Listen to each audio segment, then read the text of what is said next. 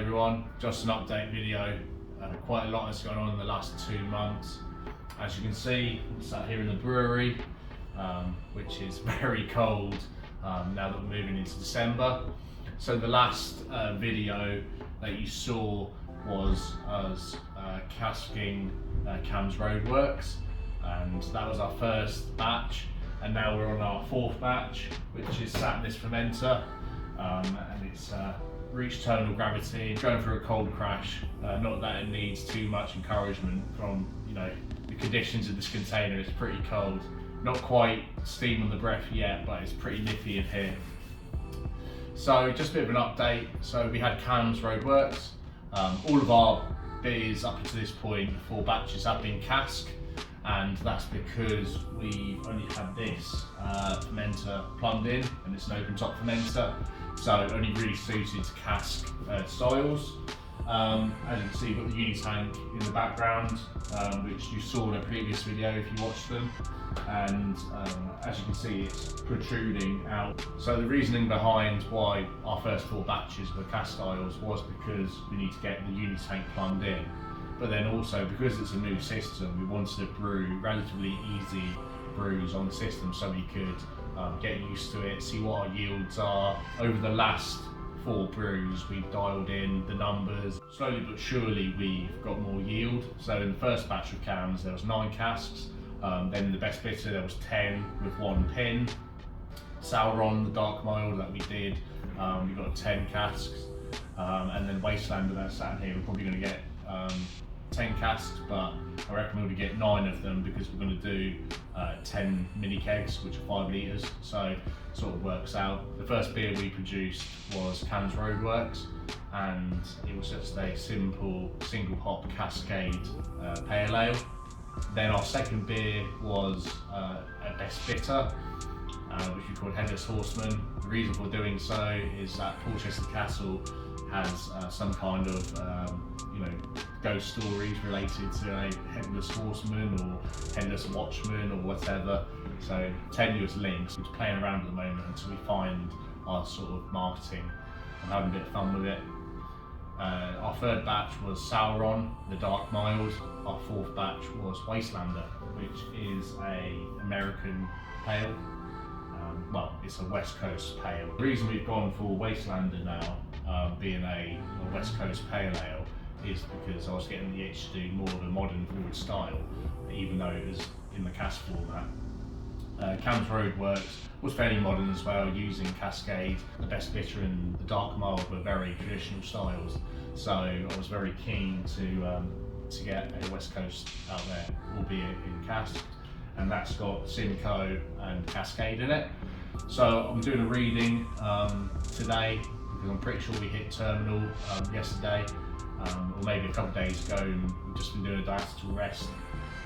There's been no more heat there. It's started slowly dropping, so that indicates that the yeast has cleaned itself up. It was sitting at 22 Celsius a couple of days ago, and it was about halfway through the gravity, so I let it rise up to 24 so that it could finish out at a warmer temperature, make sure all those sugars were metabolised, and also for that diacetyl to reabsorb, or the AAL, alpha-acetolactate, if you're interested in the nitty gritty. Just going into some of the challenges, I've got notes here, but I've just gone off piste. It's been hectic at the brewery. From a personal standpoint, I've got a lot going on. So this is my part-time job. My full-time job is I'm in IT, as I might mention in the previous video. So juggling my full-time job, juggling the brewery. My wife and I are currently in the middle of a house move, which has been an ongoing saga since the start of this year, losing a set of buyers and then getting new buyers, and then it's been a lot of back and forth, and yeah, it's taken about a year to move into a larger home. And the reason why we're moving to a larger home is that we're expecting our first child in February. So we hoped to have moved a fair few months ago in the summer. Obviously that didn't happen, and now we're getting closer and closer to the date where baby's going to be. As you can see, I've had quite a lot on my plate, and it's been nice to get back to brewing because for 3 years I was doing it professionally. I was doing it full time, my bread and butter. So it's been nice to be able to get back into brewing and coming in here every other weekend to brew a batch. It's definitely a bit of a challenge, but Phil and I always knew it was going to stretch us to a point, because for us to make this idea work, we both have to be working our full-time jobs, Phil running the pub, me in IT, and sacrificing our free time to build up this business on the side, because the idea is, after a good year and a half, we can then weigh up our options. And though the brewery is charming in a shipping container, it does have its challenges.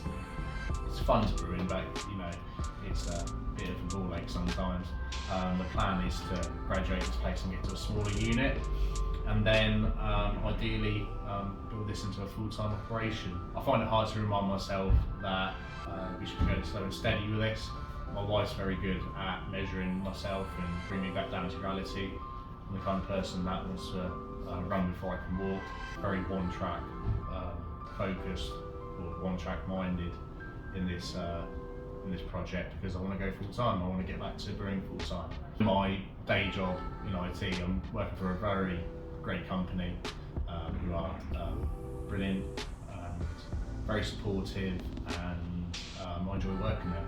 But ultimately my passion is brewing. We've got these 4 batches out this year.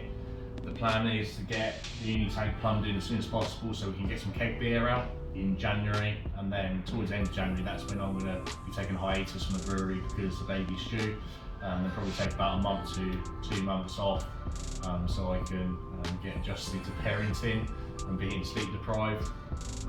And then I imagine after sort of March time, sort of April time, we'll start building up momentum again.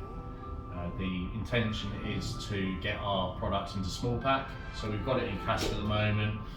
We're trialling mini kegs. So in this batch of Wastelander, we're going to be doing 10 mini kegs. Quite easy to fill, and especially for cask products, you gravity fill it and then put a bit of priming sugar in it to get a bit of life. But for cask beers, you don't really have to worry about too much carbonation, so it's quite an easy thing to do. No different than doing sort of the brewing bag, the plastic sort of bag things that come in the boxes. So we're going to trial that. The intention of the new year is to get a little canning set up, like a duo filler with a cannula, seamer and a labeler, because it's important for us to get our product in your hands basically. We want to have a web shop, we want to be able to get our beer out there and build the brand and build the brewery. So that's a little bit on where we're going and our intentions. And not the most exciting video, I know, but I feel it's important just to give that update out there. Just want to give a big thank you to all of the pubs that have stocked our surplus beer. I say surplus because the idea of having a brewery on site of the pub is that we sell most of our product on the other side of that wall. But the surplus beer, getting it out to our friends in the area with high reputations and regarded to be some of the best real ale pubs in the area, has meant a lot to us, and it won't be forgotten. And to take a punt on us and to see the feedback from all of you that have tried our beer has been wonderful, and that just gives us motivation to keep on going, keep on pushing forward with it. Also, the plan next year in the summer is to go out to events, grab a few linders, grab a few of our kegs. Hopefully by that point we've got our beer in small packs, so we can go to beer festivals, food festivals, and get our name out there, and also generate a bit more profit into the brewery. On the subject of surplus beer, if you're a local pub in the Portsmouth/Fareham area and you're interested in taking a punt on our beer, make sure you follow our socials. If you're interested in any of our new beers coming out, ping us a message, and we'd love to have a discussion and see if we can get one of our beers or multiple beers into your pub. Phil's out at the moment doing deliveries, and he's selling off a few of our surplus stock to our friends in the area. We've got Headless Horseman, the best bitter, which is nearly out, and we've got a bunch of casks behind you of Sour and the Dark Mild, and then next Tuesday we're going to be racking the West Coast Pale Ale. So that's it for the update video. If you've locked into this video thus far, I just want to say thank you and appreciate it. If you haven't followed us or subscribed, subscribe to the YouTube channel and follow us on Instagram and Facebook. And if you're a trade customer in the local Portsmouth Fareham area and you're interested in stocking our beers, then feel free to reach out. And if you're a regular patron, keep your eyes peeled for our small pack releases. We've got mini kegs for Wastelander available moving into the new year. We'll start hopefully using this beauty in the back and brewing some modern keg styles. So yeah, cheers.